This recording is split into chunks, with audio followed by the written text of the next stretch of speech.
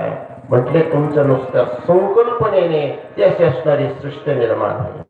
मानस संकल्प केला आणि मानस संकल्प करून त्यामधून 2 पुत्र जन्माला आले, एक कन्या आणि एक पुत्र असं असणार. त्यांचं नाव मनु आणि शतरूपा.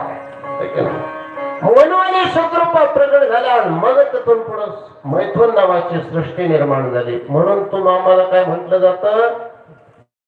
मनुष्य. नाही, मनुष्य जे म्हटलं जातं ना, आपण मनु आणि शतरूपाचे काय आहोत? त्या ठिकाणी संतान आहोत. तर ब्रह्मदेवाने तप केलं, त्यानंतर भगवान विष्णूने तप केलं, त्यानंतर काही राक्षसाने रावणासारखा एवढा बलाढ्य असं असणारा विद्वान महाव्यक्ता असं असणारा त्याने सुद्धा काय केलं? भगवान शंकराचं तप केलं.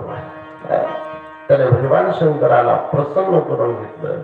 असं असणारे कोणीही तप करा आणि तो भगवान परमात्मा त्यांना प्रसन्न होतो. म्हणून आपण काय करायचं? भगवान शंकराची भक्ती करतो महाराज. का? कारण तो लवकर प्रसन्न होणारा देवा. काही अपेक्षा नाही, काही हेच पाहिजे असंही नाही. त्या देवाला काय अर्पण करावा? म्हटले जे तुमच्या हातात येईल ना ते अर्पण करावं. भगवान प्रत्येकाच्या तर आवडी निवडी ठरलेल्या आहेत, पण भगवान शंकर सांगतात जे तुम्हाला भेटेल ते अर्पण करा. आणि ते माझ्या याच्यावरती जर अर्पण केलं की मी तुम्हाला प्रसन्न झालो. म्हटले सांगा ना. म्हटले महाराज कोणाला देव प्रसन्न झाला? कोण असं असणारा प्रसन्न होऊन त्या देवाला प्रसन्न केलं? म्हणते कोणाचा उद्धार झाला? म्हणते महाराज शिवपुराणाच्या महात्म्यामध्ये सांगतात. म्हणजे ऐका, वाश्मक नावाची एक नगरी आहे. त्या नगरीमध्ये एक असं असणारा सगळे ब्राह्मण राहतात. सर्व ब्राह्मणामध्ये एक ब्राह्मण घरामध्ये त्या ठिकाणी एक पुत्र जन्माला. म्हटले आणि तो वावरू लागला. वावरता त्याचा जन्म झालाय. जन्म झाल्याच्या नंतर त्याचं नामकरण ठेवलं. म्हणजे देवराज असं असणारं सुंदर नामकरण ठेवलं. नामकरणाच्या नंतर तो वाढू लागला. वाढता बालावस्थातून तरुण्यावस्थेमध्ये त्याचा विवाह झाला. आणि विवाह झाल्याच्या नंतर तो आनंदाने संसार करू लागला. म्हणजे ब्राह्मण कुलामध्ये जन्माला आलेला तो व्यक्ती ब्राह्मण कर्म न करता दूषित कर्म करू लागला. ब्राह्मण कर्म काय आहे?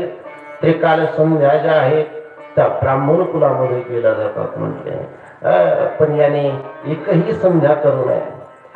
ब्राह्मणाच्या कुलामध्ये जन्माला आल्याच्या नंतर पूजा पाठ हा त्यांचा विधी आहे, पण त्याने पूजा पाठही सोडले. लोकांना फक्त त्या ठिकाणी गोड बोलायचा आणि गोड बोलून त्या ठिकाणी काय करायचा? धन त्या ठिकाणी हडप करायचा, धनद्रव्य एकत्रित करायचा आणि आपल्या पत्नी मुलाबाळांचा उदरनिर्वाह करायचा. असा तो असणारा देवराज एक वेळेस भ्रमण करण्याकरता, तीर्थयात्रा करण्याकरता म्हणा किंवा फिरण्याकरता निघाल्याच्या नंतर वाश्मक नावाच्या त्या तीरावरती त्या गावामधून निघत असताना एक नदी त्याला लागली आणि त्या नदीच्या काठीवरती एक गणमिका त्या ठिकाणी काय करत होती? वास्तव्य करत होती. आणि त्या गणमिकेला या देवराजाने पाहिलं.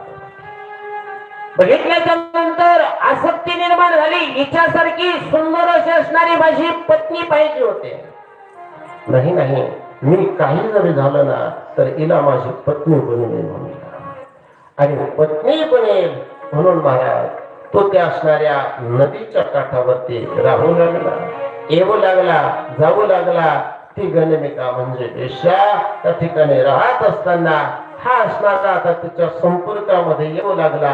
बोलता बोलता बोलता त्याने विवाहाचा प्रस्ताव त्या वेश्येकडे मांडला आणि मांडल्याच्या नंतर त्या वेश्येने सांगितलं, म्हटले ऐक, जोपर्यंत तुझ्याकडे धन आहे ना तोपर्यंत मी तुझ्या संग राहील. म्हटले ज्यावेळेस तुझ्याकडचं सर्व धन